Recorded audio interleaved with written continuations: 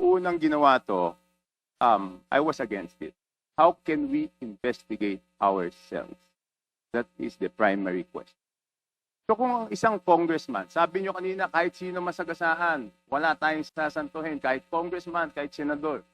Eh kung ang congressman hindi pa pwedeng maging resource person at hindi natin pwedeng pa-testify under oath, eh di ibig sabihin sa usapang to, exempted ang congressman.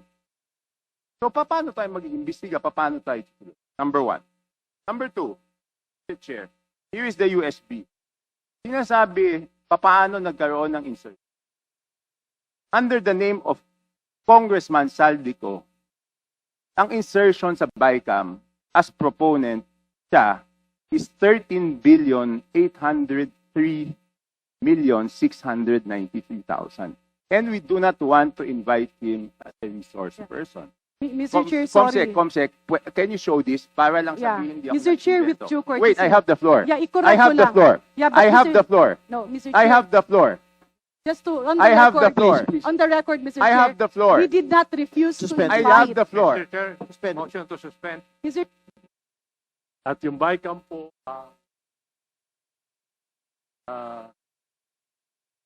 pa-finalize ano ba ang mga amendments na pag-aagrihan ng both Representative, House of Representatives and the Senate. Tama po. 2020, 2024 at 2025 budget. Karoon po ng malaking babago mula sa budget ng WH na isabit nyo sa Kongreso. Tama po ba yan? Tama po, Your Honor. Kung patatandaan nyo po, gaano po kalaki yung mga pagbabago na ito? So, dito na lang po tayo mag-concentrate. 2025 budget. Magkano po yung pinopose nyo at magkano yung naaprubahan na budget?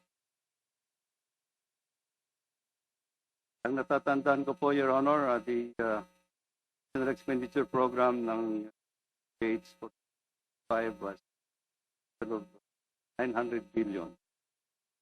What came out of the General Appropriation Act is 1.08 billion. Meaning, Trillion. gaano po kalaki yung nadagdag? 1.088 trillion. Your Honor.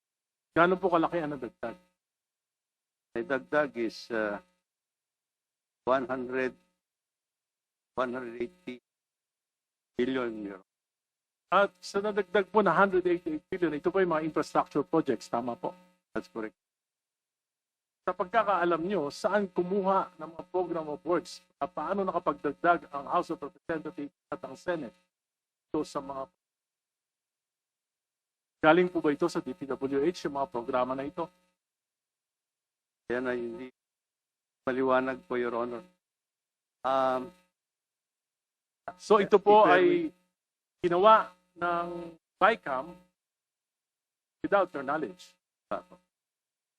So makakaalam lang po ng mga insertion na ito ay particularly yung BICAM, Senate Committee on Finance, and Committee on Appropriations of the House of Representatives. Tama po ba yan?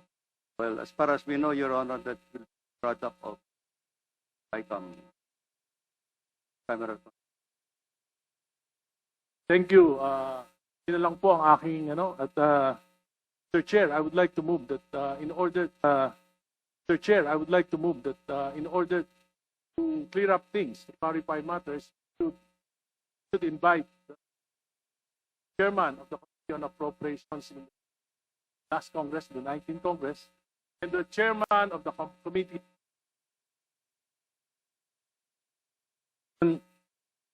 Congressman Saldico and former Senator Crespo. So moved, Mr. Speaker. Second. Mr. Chair. Mr. Chairman. Before Secretary Bonoan leaves, I would like to ask a question.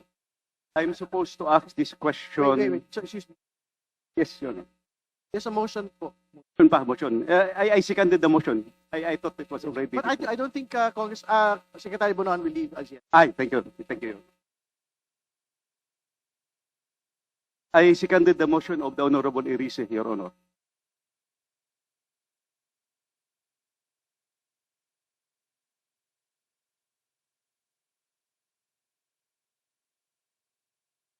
Can we restate the motion, please? Mr. Chair, I move to that this committee invite chairman of the Committee on Appropriations, chairman of the last Congress, na 19th Congress, para malaman po natin kung paano, ano yung talagang storya, bakit nadagdagan na may 100 bilyon at saan nila kinuha yung mga programa na yon na idinagdag sa pantalang sinasabi po Secretary Bonoan na hindi naman po sila yung nagbigay ng mga programa na ito. Alam niyo po, especially on flood control projects, kung malalaking proyekto ito, dapat po meron mga environmental compliance certificate. So, mahalaga na malaman natin saan galing ito. So, ang nakakaalam lang po yun dito, former senator po at si Congressman Saldigo, sapagkat yung mismong pagpoproseso ng mga insertions na ito ay nanggaling sa kanilang mga tanggapan. And I'm sure, yung mga opisina nila, yung staff nila, sila nakakaalam dahil sila yung nagproseso itong mga insertions. Mr. Chairman, Mr. Chair, I seconded I would the like motion to, I of would like to Congressman second, Rishit. yes or no? May I? I would like to second the motion. I would like to explain why. You know, last August 4, I delivered a privileged speech questioning the, I think, mangled beyond recognition 2025 budget. And I was very specific on the automatic appropriations. Almost ang daming ginalaw. So hindi lang yung program appropriation, new general appropriations ang ginalaw pa yung program. In fact, towards my ending statement, I have said the 2025 budget is the most corrupt budget ever passed in the history of Congress. Sinabi ko yan. You know what? Nung araw sa time namin, pag may nag-mention sa previous budget, yung former chairman, tatayo kagad yan sa plenary. Magsasalita, question of privilege, individual and collective privilege, i-explain kung anong nangyari. Mr. Chairman, August 4 ako nagsabi, 2025 budget is the most corrupt budget. Hanggang ngayon, wala akong narinig na denial man lang sa previous chairman o sa previous members ng committee. Does this mean na hindi nila kaya i-dispute yung sinabi ko na 2025 budget is the most corrupt budget ever passed in the history of Congress? So I second that motion, Mr. Chairman. Mr. Chairman, I am objecting on the motion. I am objecting on the motion. Chairman, I would like to know the reason why, because I would like to find out if we're going to invite them here, are they resource speakers or they are members of the House of Representatives? Are we going to ask them questions? Are they going to answer it? We'd like to find out. Mr. Chairman. Mr. Chair, Mr. Chairman, Chairman, may move I? for a few minutes suspension. Mr. Chairman, Chairman, Move to suspend, Chairman. Mr. Chairman. there's a pending motion Session by suspended. Congressman Rishit. Mr. Chairman, If that's the case, I would like to defer my motion because I would like to consult staff kung itong mga 100 billion na versions sa 2025 budget ay may mga nakasamang those projects as the President had mentioned in Revelations. So, consult ko kung wala po dito, I will withdraw my motion. Pero kung meron, I will insist on. So, Mr. Chair, I would like to request the chair my earlier motion. Thank you. Congressman, get the motion heard. Point of order, just Mr. Chair. inquiry from the movant. So when he moves for the deferment of his motion earlier, he's not really withdrawing the motion. Do I take it correctly? As I said, I said, Mr. Chair, I'm not withdrawing my motion. I'm just deferring my motion to order to consult my staff whether 100 billion insertions in the 2025 budget includes those projects as mentioned by the. So in order to be fair. Isn't it? I'm sorry, Mr. Chair, I have to. Isn't it,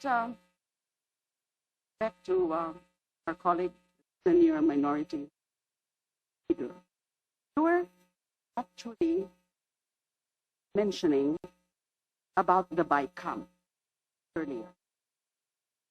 And really, it's supposed to be part also of my questions later. Nobody has ever seen, as far as I know, the BICAM Committee Report 2025 has not been released in a copy. So there are a lot of questions, and the only ones who can really explain those things, because there's an unprecedented cuts and insertion. 173 billion, understand, I consulted budget expert. So, ang pananaw ko po, paano tayo makaka-move on sa pag-inquire nitong mga individual projects, insertions, etc. Kung hindi pa natin nalalaman ano ang nangyari sa BICAM in 2025. And therefore, ang makakasagot nun, just information, would be the two chairs of both panels, the House and the Senate, in that BICAM. I'm not saying that my colleague, my distinguished colleague, would have no discretion, a deferral of this motion. It's just that doon po sana rin ako tutuloy. We have to understand what happens sa BICAM. And makakasabi sa atin yan, yung report mismo, na hindi pa nakikita ng karamihan, and testimony as resource person of those in the know. And that refers to both chairs of the APRO Committee of the House and the Finance Committee of the Senate. So it's just a form of a money. At gusto ko lang pong sagutin ng konti ang punto ni the Honorable Congresswoman Garin was saying something, let's not make it personal. Who's saying that we're making it personal? Nothing personal. It's all about public interest. It's all about truth and accountability. Wala akong personalan dito. Thank you very much, Mr. Mr. Chair, if I may, Mr. Chair, because I'm listed as want the to, first recognize- interpolator, may I appeal to my colleagues? If I may be able to proceed to my line of questioning, I will pursue the line of questioning of the Honorable Ega Erice, and I fully respect the context of the statements of the Honorable Laila de Lima. With that, Mr. Chair, may I appeal that I be recognized as the Yes, first. please proceed. Maraming